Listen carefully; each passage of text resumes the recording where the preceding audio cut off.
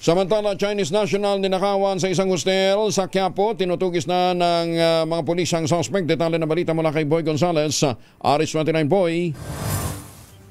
Kuyang Angela, iniimbestigahan na ng Manila Police District, Barbosa Police Station, nagreklamo na isang Chinese national na ninikawan sa inupang capsule hostel sa Quiapo, Manila.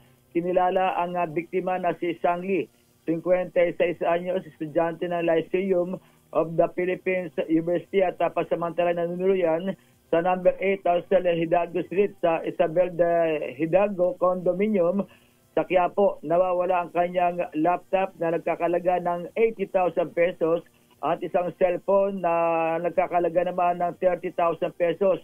Batay sa investigasyon ng MPD, iniwan ng biktima ang kanyang mga gamit bandang tanghali o ng hapon para mananghalian. Pagbalik niya, nadiskubre niyang nawawala na ang mga ito.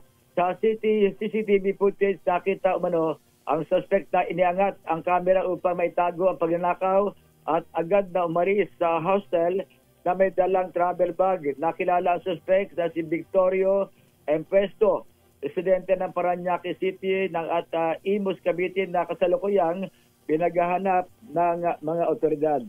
Ito si Boy Gonzales para sa Lisaris, una sa Pilipinas, una sa Pilipino. Maraming salamat, Boy.